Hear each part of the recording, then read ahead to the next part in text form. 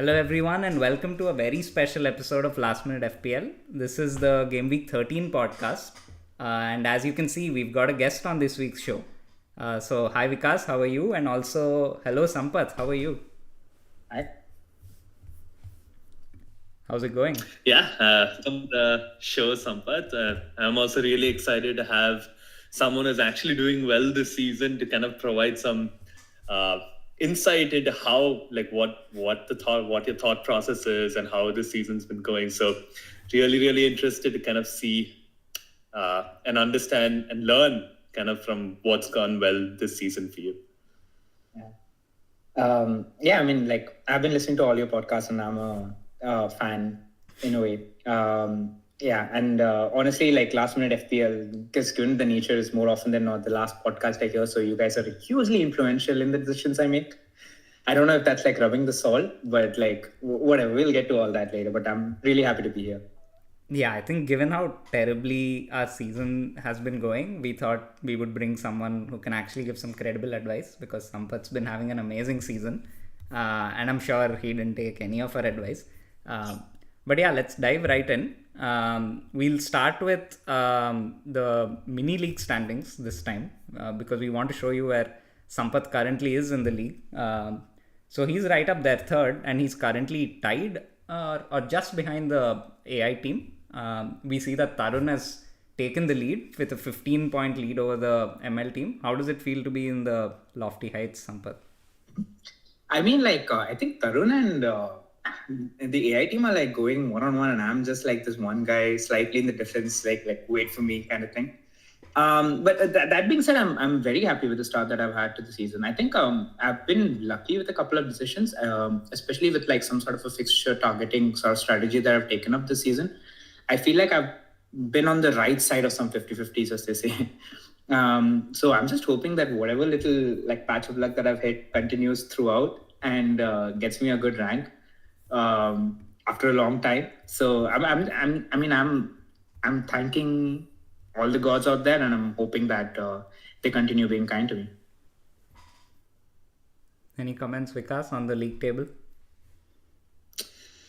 Yeah, I feel like I repeat myself in terms of my standing. So take just rear guard, protecting everyone else from the back, sitting tight at second from last. But I'm also seeing you, Sasank, kind of rising up the table pretty quickly, really catching up there. You're really now firmly clustered in the mid table, and really good to see you also kind of rising up the table. Yeah, I wouldn't call it quick, but yeah, happy to have a couple of decent weeks that saw me get a few green arrows as well.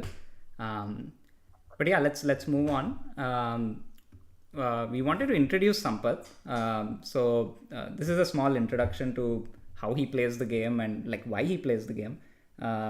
So do you want to walk us through that, Sampath? Why do you play this game? Why do I choose to suffer all the pains and the trials and the tribulations that come with it? I mean, it's the greatest optimization. When you start playing FPL, you are this is the greatest optimization problem ever. And you play for a couple of seasons and then you are tearing your hair out, shouting the randomness of all of this. And you just want to throw all devices where you see that screen away. And then you kind of go through it a couple of years more and you're this is the greatest optimization problem ever. And I think I've finally reached that stage. It's just fun, man. There are just so many parameters, so many variables to think about. Especially the last couple of years, I've vowed to not get too invested. And it's just you are a couple of green arrows away from waking up at 3 a.m. and refreshing to see what the team news is. It's there's nothing like this in the world. Yeah, for sure. And do you want to talk about your style? Do you watch a lot of games? Do you look at stats? Do you watch a lot of podcasts? I'm all about the Last Minute FPL podcast. But yeah, I think overall I try to catch a fair amount of games, but more often than not, given all our lifestyles and given the fact that sheer number of games that happen, especially in the coming period, more often than not, I do end up falling back to just stats. Obviously, fantasy football scout is such a great help for everybody who's starting off. There are a couple of great podcasts out there, things that you've already mentioned, like Wire and Black Box, that I go back to and sort of fall back for tips.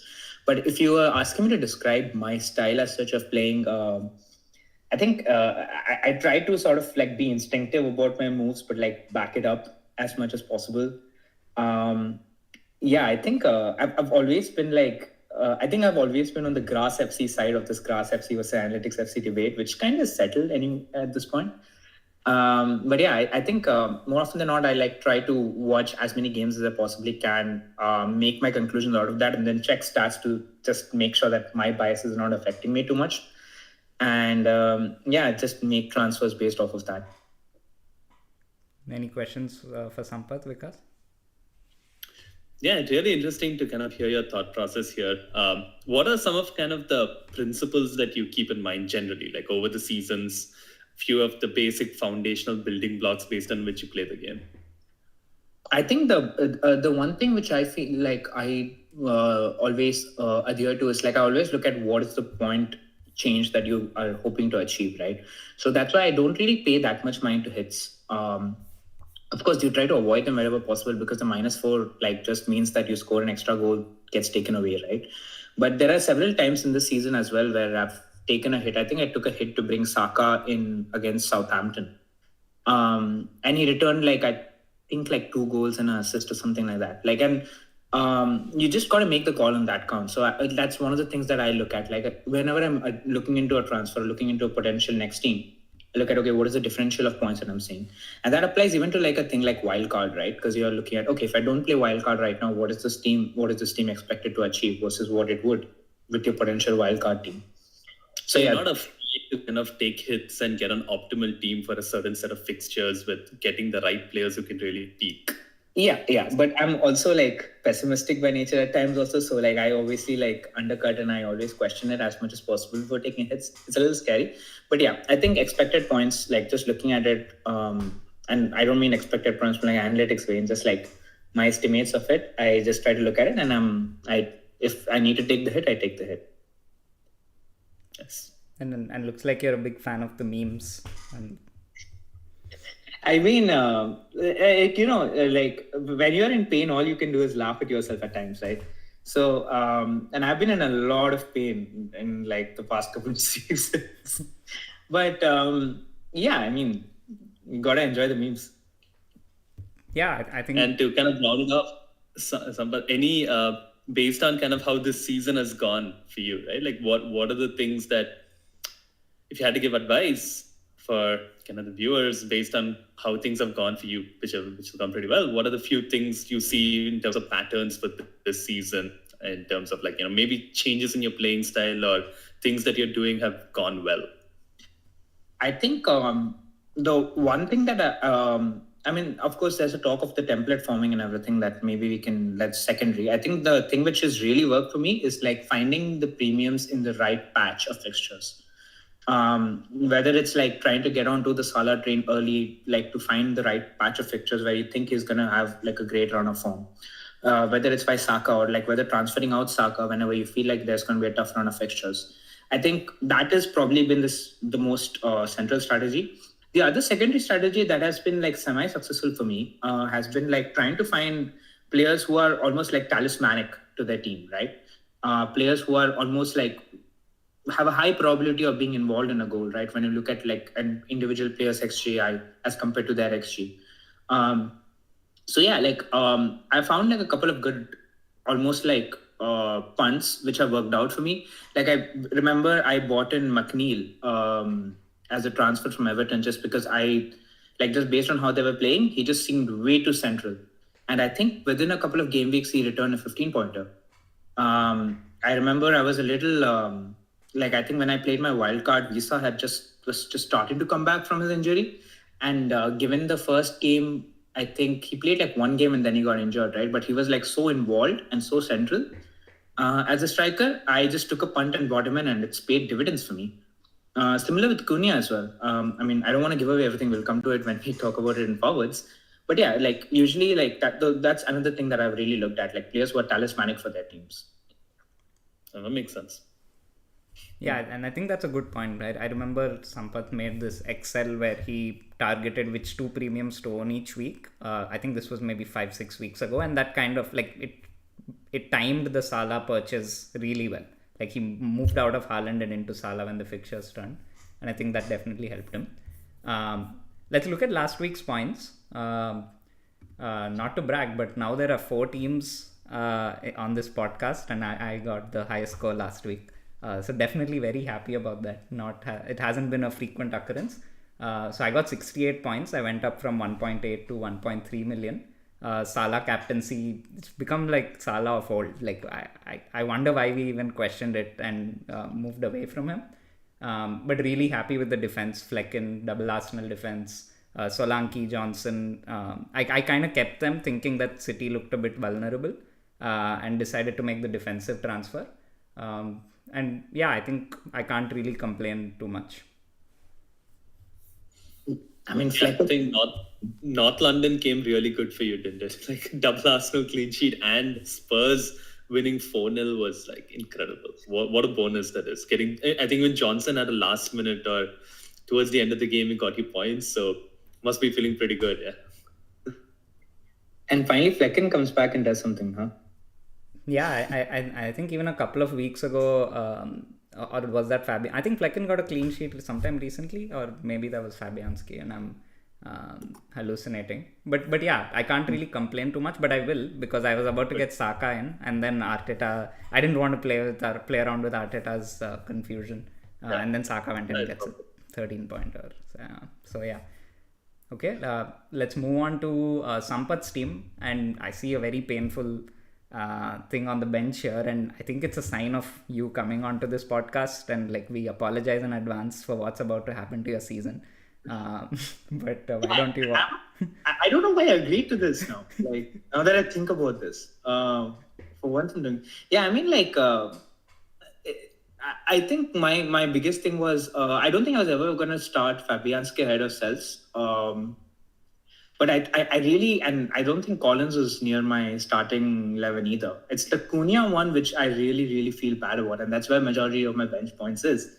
I was so close to getting Cunha instead of Raul, right? Like that was the only thing I was questioning. But I think I don't want to say I overrated Fulham's defense, but I did overrate Fulham's offense in a way.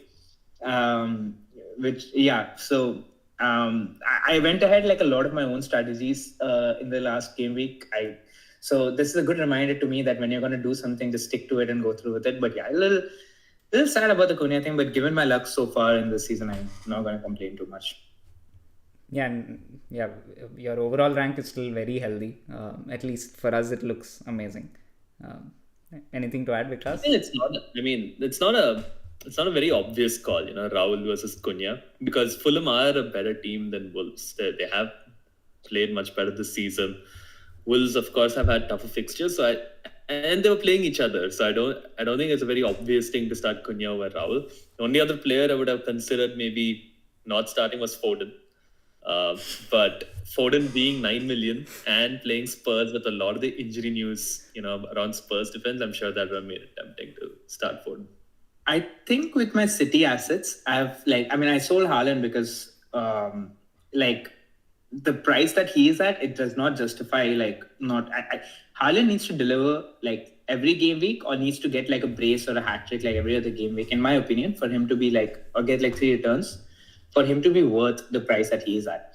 But I keep looking at, assets like Foden and Lewis, and especially Foden is, very central to what City does, and I keep think that I'm like, Pep is gonna, we're all waiting for this. Yeah, City's gonna turn it around any moment now, and they just keep going further and further down. And you guys have seen the things, Pep is scratching himself over this, and this. There is no answer. What Pep looked like after that is basically how every person with City assets looks like after these last couple of game weeks. Yeah, I hope he's doing okay, because it's hard to tell when he's joking and when he's serious, and that was a very odd post-match interview for sure.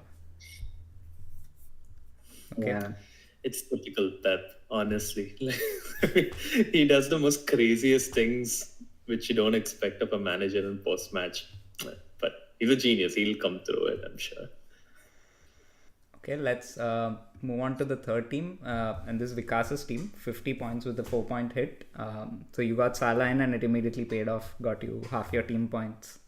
Like the 4-point hit was completely worth it. Getting Salah and then captaining him. So not worried about that. I think also played into kind of what Sampath said about kind of not being afraid of taking hits, getting the right players for the right fixtures, especially premiums and central players. So see that working out here. Other than that, it's just completely uninspiring. This week, Flecken, of course, love it. Love to see the 9 points from Flecken. Still one of those unfortunate managers holding on to Haaland. He is the main reason right now why my team is kind of not able to kind of get points beyond relying, like what Sampath said. I need to rely on Haaland getting at least a goal every game. He's had like 2-2-2s, like multiple 2 in a row, 5, and it's just not working out. I think the others with double Arsenal defense, it blocks me.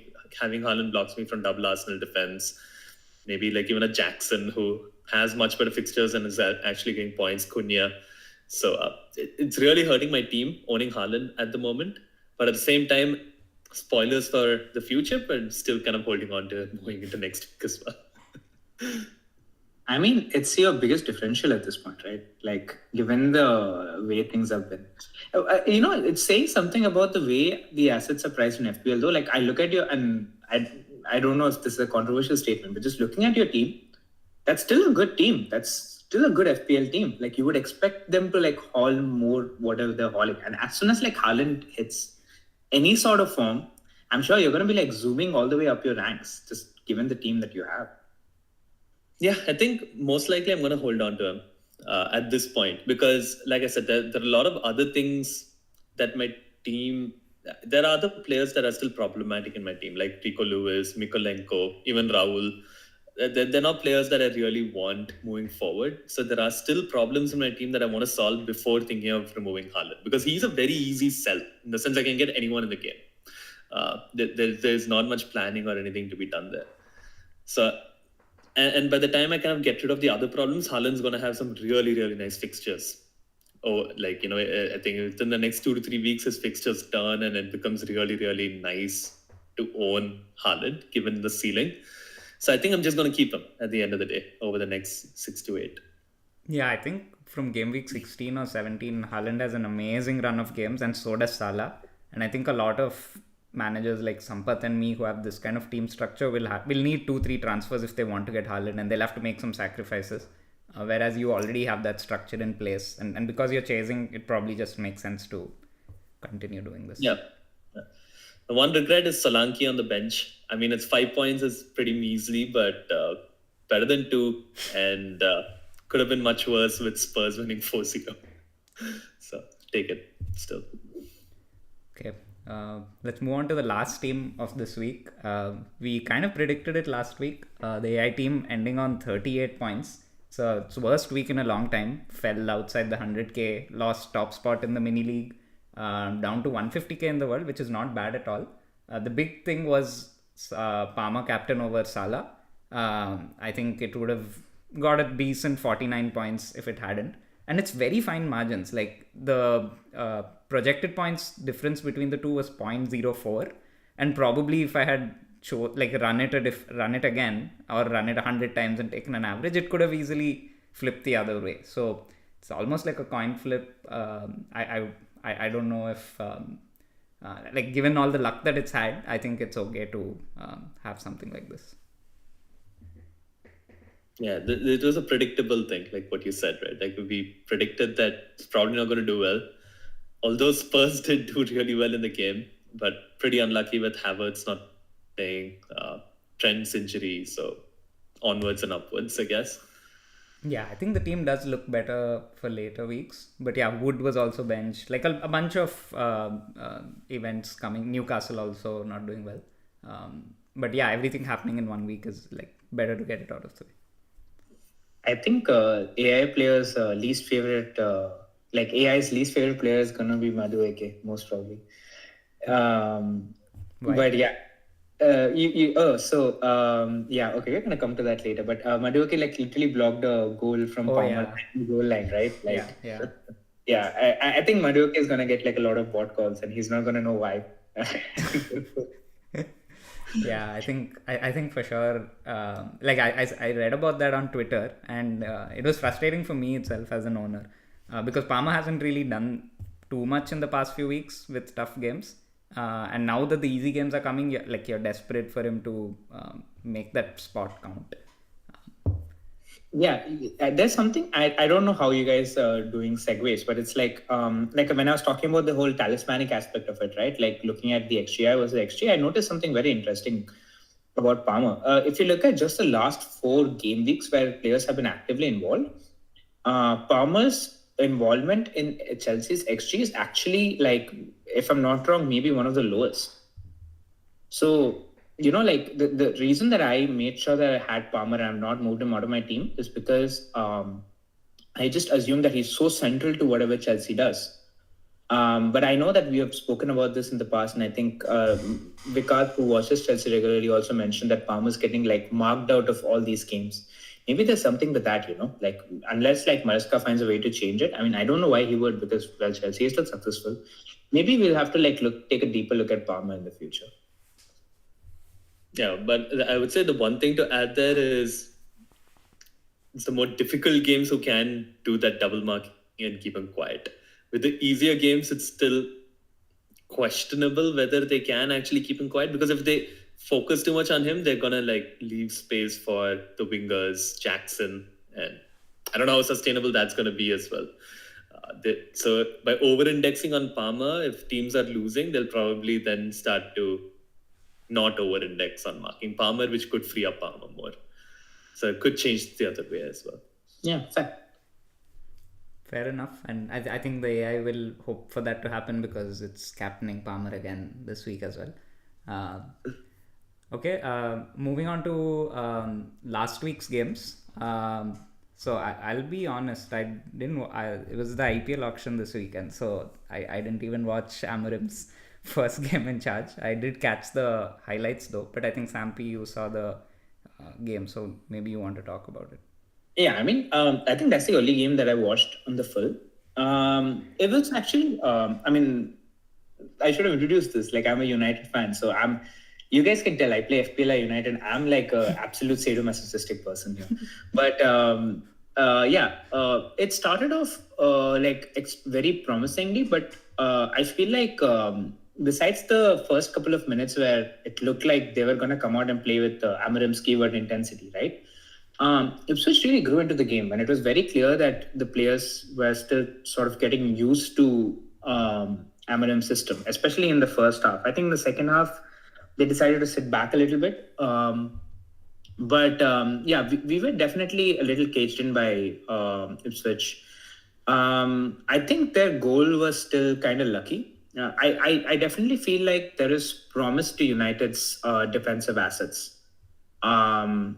Once the system is a little bit more instilled. Of course, it doesn't help that like we play Everton and then we have like a couple of tough fixtures in Premier League afterwards and the congestion coming in. So we'll have to see. But I think, those were probably my main takeaways from the game. Makes sense. The other game whose highlights I saw was the City Spurs game. It was weird because Haaland did get a lot of chances. This was not one of those games where he got like 1 or 2 chances at the end and boosted his XG score. He was getting chances throughout the game. City were getting chances throughout the game. They somehow just weren't taking them. But then Spurs also were getting really quality chances. It could have even been more goals to Spurs because City just looked very open at the back. There was a lot of lack of cohesion in defense.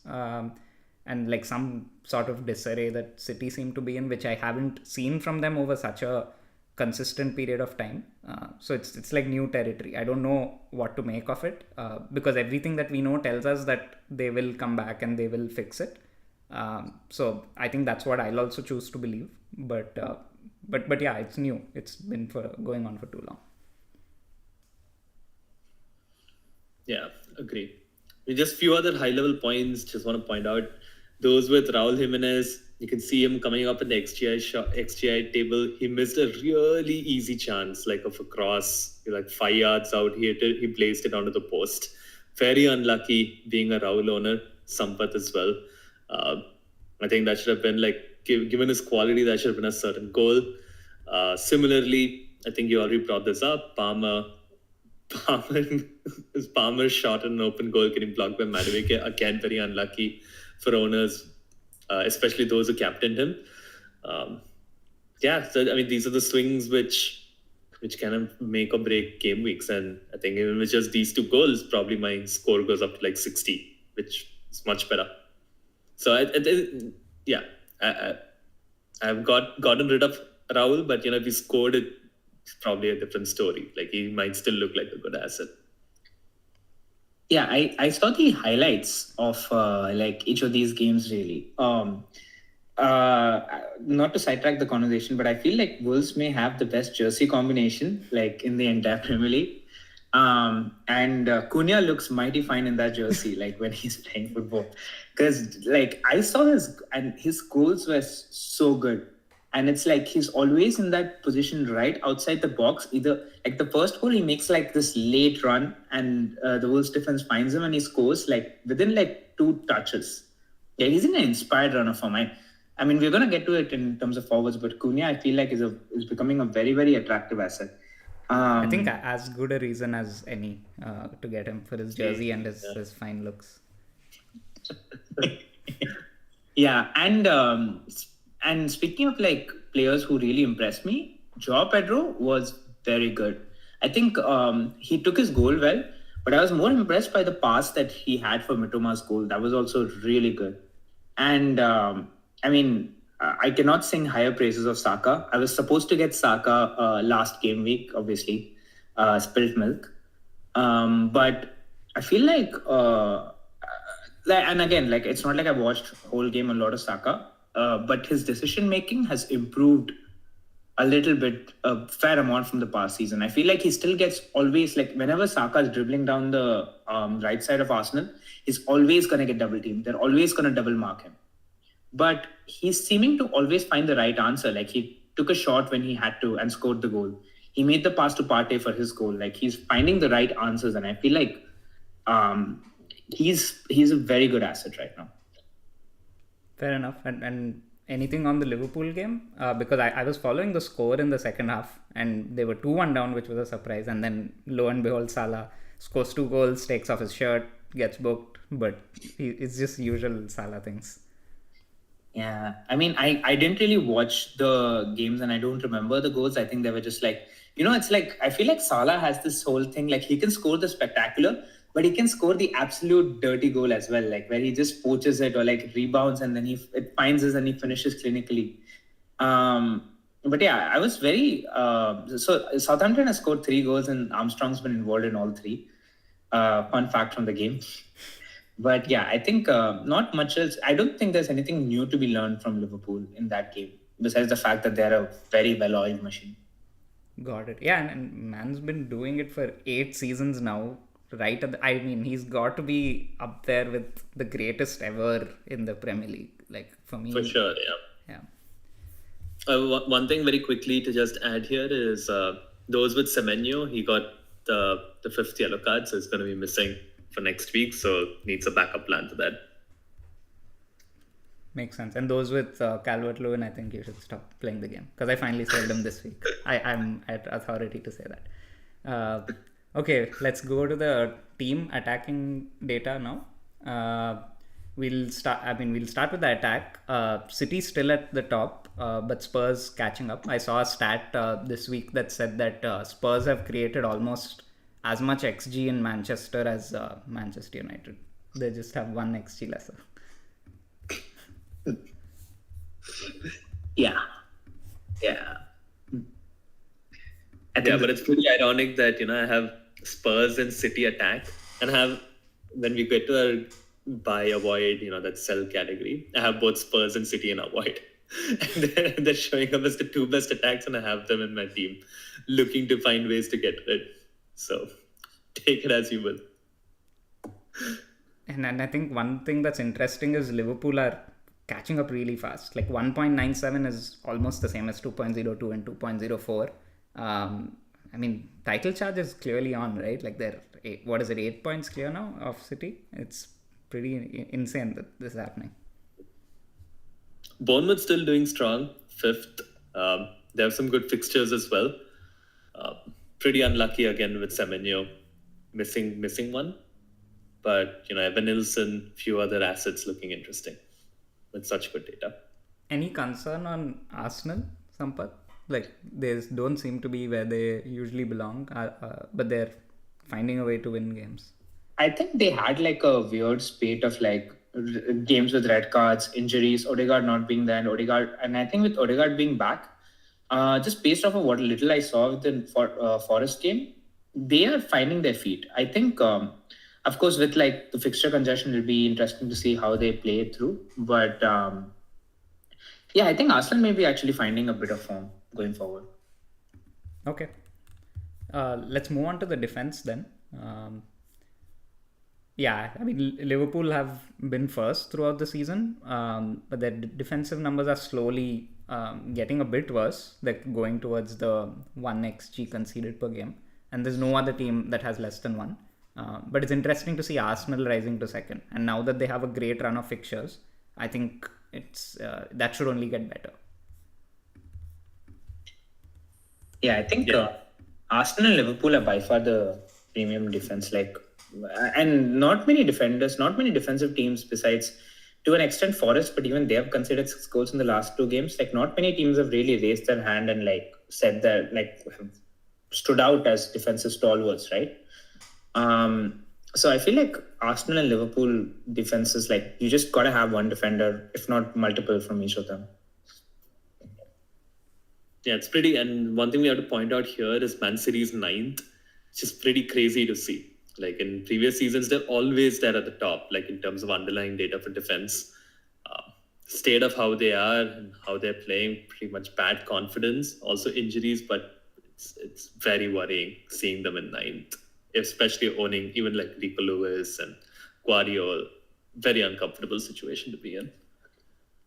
Yeah, it's been a disaster. Every week I play Lewis over Mykolenko and Mykolenko outscores him. And I think it's coming to a point where the logical decision is to not play Lewis. Like, even if he's playing in midfield, even if he's playing for City, 4.5 City defender not being optimal, it's hard to wrap my brain around. Yeah, it's really hard to fathom. Yeah, it's the funniest thing. I don't think I would ever ask anyone to keep Lewis. It's the same. It's like if you look at him as like a 4.5 defender, is the only reason to keep him, because you start thinking of him as someone who has to return the City asset. They're just not there. Like, I have more confidence in the fact that Pep will somehow get the attack clicking and they'll start scoring way more goals than I have of the defense recovering. Because the way that they considered those goals against Spurs, even like midweek against Feyenoord, to go 3-0 up and then come, let them in after 75th minute to equalize all the way to 3-3. Like, this defense is nowhere near what their title-winning defenses are. But like, again, I say that, and I know that every single time in this time of the season, we always question City, and they always find a way. So again, like, there's no need to be a doomer with City, but there is no way that anyone can recommend City defensive assets right now. Yeah, I think 4 titles in a row is probably enough. Like, shouldn't probably win 5 in a row. Yeah, I think they're allowed to have one off season, and their off season will probably be ending up 2nd or 3rd. Yeah. Anyway, let's go on to the next game week fixtures now. Some interesting games. What games are catching your eye? Vikas, you want to go first? You go ahead. I mean, there's obviously City Liverpool. That's the game I'm really excited about. I think because I feel like if Liverpool come out of this like beating City and maybe like almost like a dominant 3-0, 3-1 win, that's like, even for City's powers, it may be hard to come back, but we'll see how that goes. I'm obviously excited about the United game. Amarim's 2nd game in charge will probably give us some more read into it. And as I said, I've just targeting assets and their fixtures is something that I've been looking at. So I'm Little scared of Brighton. I mean, like you can see based just on the projected goals that they have a higher chances of like scoring. Yeah, and if those who have Pedro can feel like very, very happy with themselves because there's a good chance that he returns. Like he has multiple returns this upcoming game. So those are the ones that I'm really keeping an eye on. Yeah, I'm pretty excited about the Brighton Southampton game. I think could be a big scoring game, and it's the first game on Friday. So I'm pretty excited about that, and also the Spurs film. I think this personally catches my eye because again, it's a chance for me to go up the ranks because I have Solanke. It's possible I could get a brace. Hope's always there. So I'm going to keep that game top of mind. Chelsea Villa potentially, especially if I'm going Captain Palmer. I think that's a game to follow, and also because I do like watching Chelsea. Or do you? The thing is, I'm trying to like look here for clean sheet odds as well. I see a lot of goals, excitement there. I have a pretty bad defense, pretty terrible defense, and it's really not inspiring any hope. And I really, really wish I had Arsenal players where they're just so clearly standing out at that 42% clean sheet odd against West Ham. And I think it's going to stay this way, right, over the next 6, 7, 8 game weeks. So really, really jealous of those who have 1, even 2 Arsenal players in defense. I think that's the game that stands out to me too. Having seen Everton West Ham a couple of weeks ago and putting myself through 90 minutes of it, I West Ham are dire, and definitely they'll have these down moments where Arsenal will be all over them. A clean sheet, I don't know if I'll be so sure because they do have players who can have that moment of magic like Bowen. But I think Saka owners should be like very excited, and Havertz owners if people have him. Captaincy? Captaincy for me, Palmer. I mean, mainly because of the players that I own. I just don't want to. I mean, there's absolutely nothing wrong in going with Salah. It's at Anfield, and I think even historically we have gone Salah against City when City were a lot better. But I just think that Villa haven't been great exactly. Palmer is due. And I don't want to captain player against City. They'll be up for a big game, I feel. Yeah, Villa just like concede just such dumb goals. It's not even. It's very funny. Like even the goals they conceded against Palace were like just random breakaways, and then they just couldn't stop it. So, and if I remember against Liverpool also, they just conceded off of their own corner. So there is like Palmer is a very good shout as well as Salah. I think even like I would say, given how Nico Jackson played in the previous game, if someone's really looking for like an outside pick, I think Nico is a good shout as well. Cool. Okay, let's move on to our position-wise analysis. We'll start with the forwards. Definitely a lot of options. Both Vikas and Sampath have a lot of recommendations to buy. And I think my buy recommendations are included in both of yours. So I'll let you go first, Vikas, because you have 5 strikers listed as buy. Yeah, the ones that I'm looking for, again, it might be a little bit dependent on team, but I do like this bracket of players like Cunha.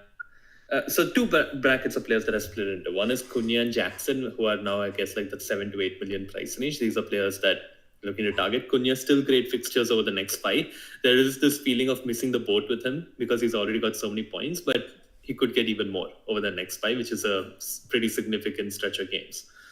Jackson, because Chelsea have good fixtures for the next 10 or something. It's pretty ridiculous, the fixture run. I do think he can get rotated a bit, but it might just be the odd game here and there.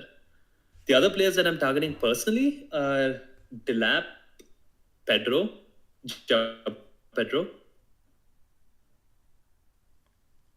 I think an early transfer of Jabro, Danny Welbeck. And this is because, so interestingly, Danny Welbeck, he has the second most minutes for forwards after Haaland. So the concerns on minutes, Brighton have a lot of players, but the data is strong for him in terms of how much he's actually played. He's been pretty important to Brighton's team. And I do need, I think if I want to get an Arsenal defender, I do need to move Solanke off to, either Delap or Welbeck or someone in that price range. So there's someone I'm considering as well because they do have good fixtures and and they do have good minutes. Cool. What about you, Sampath? What is your overview of forwards this week? Mine's a subset of Vikas's, so there's nothing much new to add. One thing, I mean, of course, Cunha, like I said, is talismanic. It's kind of weird that he doesn't show up in the XGI per appearance stat here, but at the same time, like, he's just so good. And I think Jackson is like, I'm impressed, man. Like, he's taken it up a level. Even like the goal that he scored in the last game, like he almost like bullied Leicester's defense and like got the shot out. And he just shot so clinically. Like, I'm impressed. So I would definitely say Jackson. Yeah, like pretty much those. I think Pedro Jackson. Yeah, I think one thing is that this week, after this weekend's games, there is a midweek set of games, and in the next I think 1 month there are going to be 6 game weeks. So it's going to be important to have players who are guaranteed minutes. Go with the people who you know will start, people who you don't have to check team sheets for. So maybe avoid people like Brennan Johnson, maybe Brighton strikers, even though they have played consistently till now, they have a lot of options. And Cunha does show up in the AI projections, even though he doesn't show up in the statistics. He's interestingly 4th, and Joao Pedro is 3rd. So I think AI would have made a very similar table to us. I think apart from the players you've mentioned, I just have a couple of other points. One is Isak. I think if you don't have him already, maybe this is not the week to get him. They play Palace away and then they have Liverpool, but then the fixtures get good again. And the other player I'm a bit more bullish on is Solanke. I think he's a very solid keep. He's second in the stats still, and Spurs are first in the team. I know we've been saying that every week, but he did go out there and randomly get a 16-pointer, and he can still do it. And at his price, I think it's still a steal unless, like Vikas said, he can get Arsenal defender by selling Solanke. Otherwise, I think he's a very solid player to hold because he's someone, again, who will play regularly. I just can't with Spurs assets though. Like it's always Solanke is always like he'll go out there and score against like City, like get multiple hauls against like good defenses, and then blank against Ipswich. Like Spurs are you don't know which version of them is going to show up, so it's a little inconsistent. But yeah, I think he could be a good hold anyway. Not to go back on that point, but it's just like having Spurs assets can be frustrating though, so be prepared for that. Cool. Anything else to add before we can go into midfielders? Yeah, I think for sell, I have Raul Jimenez. Calvert-Lewin already spoke about Raul, not because of anything else except for fixtures. I think Fulham have Tottenham, Arsenal, Liverpool in the next 5, and I'd rather have Joao Pedro. So at the similar price, I think sell if you don't have Joao Pedro. Makes sense. Okay, let's go to the midfielders now. I think, like macro looking at this, I think there's a pretty big gap now between Salah and, like, for example, Saka in 3rd. If you look at the XGI data, he's starting to put some distance between them. Earlier, they were all like bundled together in one area.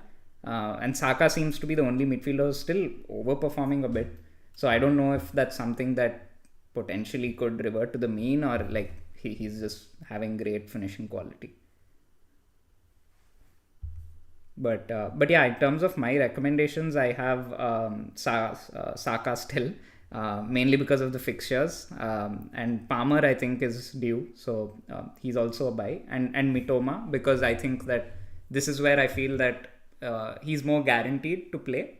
And he could be a good potential differential from Joao Pedro. Because even though Pedro's coming back after a long layoff and he only played 60 minutes, I don't know how likely it is that he'll keep getting returns. Having said that, I made an early transfer and got him in. So what am I to say? Okay. You guys should have a counter as to like how often you guys recommend something but do the opposite. I think Vikas is going to win that game by far, but like it'll still be interesting to see overall. Yeah, I mean, sometimes we do change our mind just before the deadline. I mean, with new I think my team's always on fire, so I'm never able to do what I recommend because there's always something unoptimal that I end up having to do. what's interesting is the Johnson Madison pick from both me and Vikas. Pick. What do you think about Johnson Madison? Yeah, sell. So Johnson Madison, I think it's more for last week to kind of sell them. They had City. At this point, I think it's kind of like Solanke, the hold sell. Not much of a thing there. The one player that I'm looking to avoid a little bit is Rashford. He did play striker, so that is a bit tempting, but I still want to wait a little bit more to see, whether he actually maintains a spot in the team. But he's someone I'm keeping an eye on, but he's still in my avoid list to kind of just wait and see. Players that I'm looking to target, Saka mentioned there, but also Mitoma I mentioned last week because Brighton's fixtures doing well. The other player that I'm also keeping an eye out on is Madueke, especially if he continues starting, and his minutes have been strong, which Chelsea's fixtures pretty strong. And if I'm not able to fit Jackson into the team, then he's a player that I could move on an MBOM or two, for example.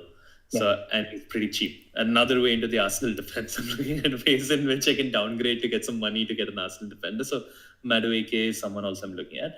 Players that I'm not worried about as much, even though I mentioned MBOM was keeping MBOM is totally fine. Like I think he still has decent fixtures coming up. Semenyo, even though suspended, Bournemouth have good fixtures coming up, so I really don't mind them kind of hanging around in the team. Yeah, I think Mbeumo still has Leicester this week. And like Wood still has Ipswich, for example. Like it's okay to hold these players for one more game when they have like a really simple game on paper at least. What about you, Sampy? Any? I think I have a counterpoint on Mbeumo, as in like I have him and I'm not selling him this game week, but I think after this game week it's okay to sort of sell him. The reason I say this is because since Visa has come back, Mbeumo has sort of like been not as central to Brentford. And after Leicester, he has like Villa away, Newcastle, Chelsea away, Forest. So it's like tough fixtures coming in. So like what Vikas said, that if you wanted to sell Mbeumo and upgrade your defense to like Arsenal players, then that's a fine strategy as well. It's as good a week as any to go. Totally agree. I just think that, next week I think it's okay to sell. This week I would not go out of my way to sell him because it's asking for because Leicester and Ipswich, for example, we rank them 19th and 20th in the defenses. So it's a risk that you're taking. If you have other fires to put out, like Mbeumo is nowhere near the top priority for you. Yeah. Cool.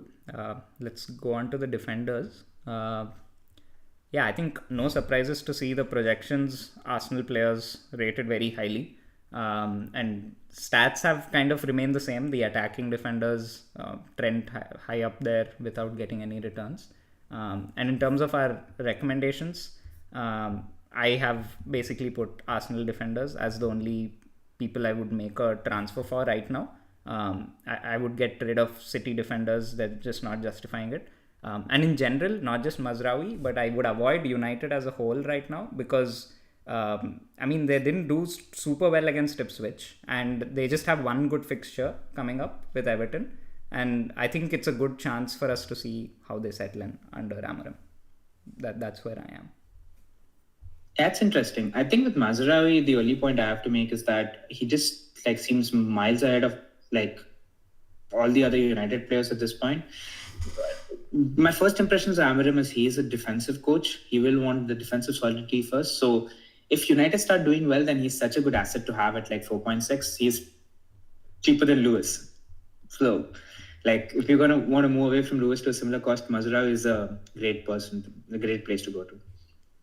Yeah, and if he plays wing back, I think he'll be a good option in attack. But I think he played right centre back to start with. Right? Yeah, and even if you want to get like, he's just like so flexible. It's very possible that Amorim just plays him like right wing back. At 4.6 for like, of course I'm wearing United glasses at this point. Like there's some bias involved, but I think that he could be a good asset. Cool. Vikas, what about you? Yeah, I think I agree with you with Arsenal defenders, Timber, Gabriel. These are players that I would love to have, as I mentioned already. Then the cheaper assets, I do need a replacement for Mikalenko, for example, soon, maybe Rico Lewis. So looking at Van Heck, Colville, Kirkes, even Lewis Hall, few of these players I'm still assessing. I'm not very sure on them, but I would definitely choose one of these over Mikalenko moving forward, for example, after the next week. The players that I do want to avoid at the moment are Man City players, defenders, especially the more expensive ones. So I wouldn't be bringing them into my team. I'm not going to sell Rico Lewis yet. I don't think he's at a stage where I would sell him because I still think if he's starting games for City, he's valuable. So until he loses his spot, I'm not in a rush to sell him because City's fixtures do turn. If he's maintaining a spot in the team, I think he's okay at that price point. Don't expect the world there. I do want to call out one thing though. I think in the graphic, Vikas's recommendations are still showing last week's. That's my bad. I think I didn't update it. But yeah, I think what he's talking is what his recommendation is. Why don't you go ahead, Sampy? No, I was going to ask him, like, what you'll keep was definitely an opinion. Yeah, it's last week's. I'll go back in time and ask Vikas that. Yeah. Anything to add on defenders, or we'll move on to keepers? Yeah, we can move on. Cool. Yeah, I don't have too much to add in keepers. I think for the first time I've mentioned that it's okay to get Raya in for Edison, but I don't think it's such a big difference either way. Because I think for me, like this slide is the same as last week, so there's no change to be made. It doesn't matter which week it is. I have two keepers that I've been targeting for a long time, for the last 45 weeks, which is Sanchez and Verbruggen. But one of them will come into my teams soon.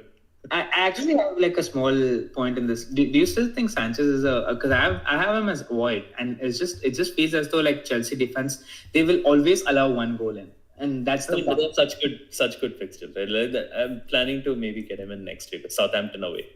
Do I expect a clean sheet there? Or if they don't get a clean sheet against Southampton away, who do they have? Like they have, let's see. They have like Brentford home, Everton away, Ipswich away, Fulham home. Like these are all coming up in the next 5 to 6. So clean sheet, saves. I mean, he'll do okay, and he's just 4.7. So he's going to be much better than Flecken, and I need to get rid of Flecken. Flecken has tough fixtures coming up. It's been pretty bad. That's my main motivation. But another keeper that I do want to add to this list potentially is Fraser Foster. He's 4.3. I'm really like, basement hunting here because I'm short on funds because of certain Mr. Haaland. So I do kind of like look for that gold inside the big pile of rubbish. So he's on my radar as well to see, if I can save some 0.4 million there for an Arsenal defender. Any comments on keepers, Sampath? No, nothing more really to add as such. I put cells in like cell, but even that is like, I may have just put it because they sound similar. Can't confirm nor deny. But yeah, nothing new to add. Keepers is something which you just keep, and just no matter where you are, don't change them to a wildcard. That's my advice. So sell cells and keep keepers. Yes, sell, keep keeps. Okay. Before we go to our teams, let's also look at easiest and toughest fixtures of the upcoming weeks. Vikas, do you want to walk us through it? Yeah. So the teams with good attacking fixtures, and I think this is one thing which surprised me when looking at this, is Brentford. Brentford's still coming up pretty high in terms of their fixture list. And this is definitely, weighted lots towards kind of how teams have performed home and away. Like, who they're playing at home, who they're playing away, how those teams have done at home, how those teams have done away with respect to, conceding goals and scoring goals. So what this data says is based on last fixtures data, weighted heavily towards last fixtures data, owning Brentford attackers is still a good option coming over the next 5. Which was interesting for me to see because it makes me more comfortable owning Mboemo. Whereas Brentford doesn't show up in the defense at all. So if you have like a Pinnock or something, I think it's time to get rid. So that's something that stood out while kind of drawing this up. Bournemouth, great fixtures. They have Wolves, Ipswich, West Ham. Man United, who I think may not be as easy a fixture now in terms of racking up those XGs like we were talking about earlier in the season, but still decent fixtures over the next 5. The other ones that stand out, Brighton, I think we spoke about Brighton and João Pedro, Cunha, great fixtures still moving forward. And from a defensive perspective, I think it's kind of still the similar teams, Wolves, Brighton, Chelsea, great fixtures coming up, Newcastle, Spurs, Bournemouth, Arsenal, Forest. These are the teams that we are targeting more from a defensive perspective. Forest fixtures do turn, but since they have such a good defense and they're still kind of showing up in the green, but the fixtures are turning, so they're sliding down that list, as you can see there. Okay, cool. Should we move on to the hardest fixtures? Yeah. All the good teams I have, and United. Yeah, so for difficult fixtures, I mean, Liverpool do have definitely more difficult fixtures now. They have City, Newcastle, and Tottenham and Everton, which can be a tricky fixture for Liverpool with Merseyside derby. So they have those over the next 5. One of the reasons I think even last week we put Trent as sell, apart from just being injured, because you don't know how many how many clean sheets you're going to get, what type of attacking returns you're going to get over the next 5. So Liverpool, even though great to still own Salah, I think it's worth considering other players, whether you really want them at this point in time or not. Man City, similarly, I think definitely it's not easy over the next 5. They have Liverpool, Forest, who have a good defense, United and Villa. Not the easiest fixtures, definitely for the defenders, because their defensive data is pretty weak as well. So Man City, Liverpool, and I think some of the other teams where we do not have too many players, like Everton and Southampton, whose fixtures are turning. And definitely you don't want to continue owning TCL during this period. Makes sense. We'll quickly look at our next week's teams as well. We'll spend 30 seconds for each team. We'll start with the AI team, currently ranked 153k. I think the transfer it'll likely make is Lewis to Timber, and Palmer will be captain. Otherwise, mostly it's the same team. Double Newcastle and with Havertz still in the team. Second, Sampy, your team. Do you want to tell us your plans? Yeah, I got Saka in, as you guys can see. Couldn't get rid of Foden quickly enough. Also sold, I believe I bought in Hall for, who did I bring Hall in for? Collins. So, I removed Collins, bought in Hall. I'm still thinking about removing Raul for João Pedro for a hit. But yeah, as of now, this is my team, and I'm strongly considering just staying with the Salah armband, honestly. And there's such a powerful team. It's the power-packed midfield 5. Yeah. It's crazy. I love the 5 midfield. It's, yeah. Super exciting midfield. Moving on to my team, I made an early transfer, got João Pedro in for Calvert-Lewin. Finally, he left my team. So Saka's gonna wait another week. I don't think I'll take a hit to do Johnson to Saka. Johnson has Fulham, and I think he should start. I didn't realize that Gabriel was yellow flagged. I mean, this is sad, but yeah, he went off with a slight knock, but doesn't seem serious in the Champions League. But I think the rest of the team will be the same. I think I'll start Lewis again. Palmer will be captain. And then finally, Vikas's team. Yeah, I did an early transfer, João Pedro for Raul. Otherwise, I'm going to captain Palmer. Palmer, Salah, and Werner Rogers in midfield. Solanke, João Pedro, Haaland up front. And my beautiful defense of Fleck and Ait Nouri, Jimmy Greaves, and Lewis Hall shoring up that backline. Semenyo's red flagged, and I put Lewis third bench, Mikolenko second bench. Yeah, Greaves is actually not a bad option. I didn't even consider him. But we should do opposite things. Otherwise, we'll both flunk. Yeah. Cool. That brings us to a very enjoyable episode. Definitely my favorite video to record so far. Any last words? Yeah, I mean, I had a great time. I didn't even know what the time flew by. So thank you so much for having me, guys. Yeah, it was a great time. Vikas? May your luck not be damaged by your appearance in this pod. See you guys.